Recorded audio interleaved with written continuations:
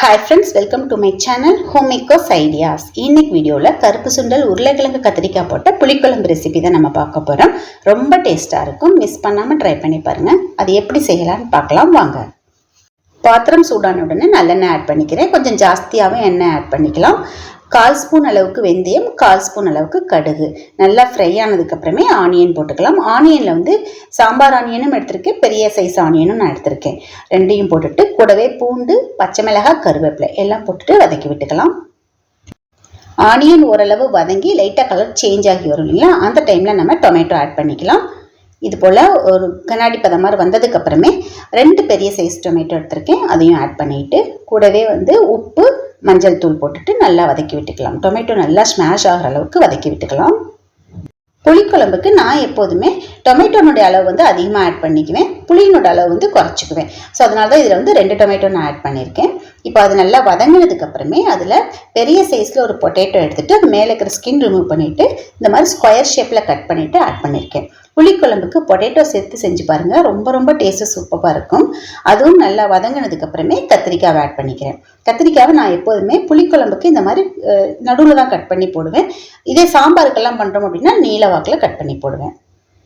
இதில் பார்த்தீங்கன்னா கருப்பு சுண்டல் எடுத்துட்டு அதை வந்து சால்ட் போட்டு வேக வச்சு எடுத்து வச்சிருக்கேன். இப்போ அதில் வந்து நான் புளி கரைச்சி வச்சிருந்தோம் இல்லையா, அந்த தண்ணியை ஆட் பண்ணிக்கிறேன். குழம்பு நம்ம இந்த மாதிரி கூட்டிட்டு அதுக்கப்புறமே நம்ம அதில் ஆட் பண்ணணும். அதுக்கு வந்து ஃபர்ஸ்ட் மிளகாத்தூள் ஆட் பண்ணியிருக்கேன், நெக்ஸ்ட் சாம்பார் பவுடர் ஆட் பண்ணியிருக்கேன், நெக்ஸ்ட் தனியா பவுடர். இது எல்லாமே நமக்கு எவ்வளோ தேவையோ அந்த அளவுக்கு ஆட் பண்ணிக்கலாம். இப்போ நல்லா மிக்ஸ் பண்ணிட்டு அதில் புளிப்பு, காரம், உப்பு இது எல்லாமே கரெக்டாக இருக்கான்னு செக் பண்ணிட்டு இன்கேஸ் பத்தலைன்னா இதுலேயே ஆட் பண்ணிக்கலாம். நம்ம இதில் எனக்கு சால்ட் கொஞ்சம் கம்மியாக இருக்கிறனால ஆட் பண்ணிவிட்டு அதையும் நல்லா மிக்ஸ் பண்ணிவிட்டு இப்போ நம்ம வந்து காய் நல்லா வெந்துட்டான்றதை செக் பண்ணிவிட்டு அதுக்கப்புறமே நம்ம வந்து அந்த மசாலாவை ஆட் பண்ணிக்கலாம். ஏன்னா சன்னா ஆல்ரெடி வேக வச்சது தான் நம்ம, ஸோ அது சீக்கிரமாகவே குக் ஆகிடும். இப்போ இந்த மசாலாவையும் ஆட் பண்ணிவிட்டு ஒரு 5 மினிட்ஸ்க்கு நல்லா கொதிக்க வச்சுக்கலாம். இந்த மூடி போட்டுட்டு நல்லா கொதிக்க வச்சுக்கலாம். அப்போ தான் அந்த மசாலாவுடைய வாசனை வெளியில் போகாமல் இருக்கும். இப்போ அது கொதிக்கிறதுக்குள்ள நம்ம வந்து தேங்காய் பேஸ்ட் அரைச்சி போடணும். அதுக்காக தேங்காய் எடுத்திருக்கேன், கொஞ்சம் கருவேப்பிலை, கொஞ்சமா சீரகம், கொஞ்சமா சோம்பு, இது எல்லாத்தையும் நல்லா பேஸ்டா அரைச்சிட்டு நம்ம அந்த மசாலாவில் ஆட் பண்ணணும். தண்ணி கொஞ்சம் விட்டுட்டு நல்லா அரைச்சிக்கலாம். குழம்பு நல்லா கொதிச்சிருச்சு. இப்போ நான் அரைச்சி வச்சிருந்த தேங்காவை ஆட் பண்ணிக்கிறேன். தேங்காய் வந்து நல்லா நைஸ் பேஸ்டா அரைக்கணும், அப்பதான் நல்லா இருக்கும். சப்போஸ் கறிக்கறியாக இருக்கிற மாதிரி ஃபீல் ஆச்சு அப்படின்னா நீங்கள் தேங்காவை வடிச்சிட்டு தேங்காய் பால் மாதிரி கூட ஆட் பண்ணிக்கலாம்.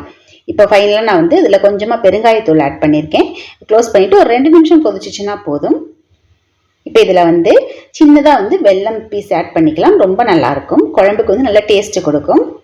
அதுவும் போட்டுட்டு கட் பண்ணி வச்சிருந்த கொத்தமல்லியும் போட்டுட்டு நம்ம ஸ்டவ்வை ஆஃப் பண்ணிக்கலாம். இப்போ நமக்கு வந்து குழம்பு ரெடி ஆகிடுது.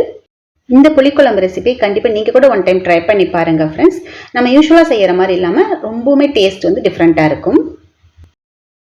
ஒயிட் ரைஸ் கூட இந்த குழம்பு வச்சு சாப்பிடும்போது அவ்வளோ சூப்பராக இருக்கும். இதுக்கு தொட்டுக்கிறதுக்கு வேறு அப்பளம் இந்த மாதிரி எதுவுமே தேவையில்லை. இதுலேயே நிறைய காய்கள் இருக்கிறதுனால சாப்பிட்றதுக்கு ரொம்ப ரொம்ப நல்லாயிருக்கும். கண்டிப்பாக நீங்களும் ட்ரை பண்ணி பாருங்கள். லஞ்ச் பாக்ஸுக்குமே கூட இதை கொடுத்து அனுப்பலாம். ஸோ இந்த வீடியோ உங்களுக்கு பிடிக்கும் நம்புறேன். பிடிச்சதுன்னா லைக் பண்ணுங்கள், ஷேர் பண்ணுங்கள், கமெண்ட் பண்ணுங்கள். ஃபர்ஸ்ட் டைம் என்னோட வீடியோ பார்த்தீங்கன்னா மறக்காமல் சப்ஸ்கிரைப் பண்ணுங்கள். நெக்ஸ்ட் வீடியோவில் பார்க்கலாம். தேங்க்யூ.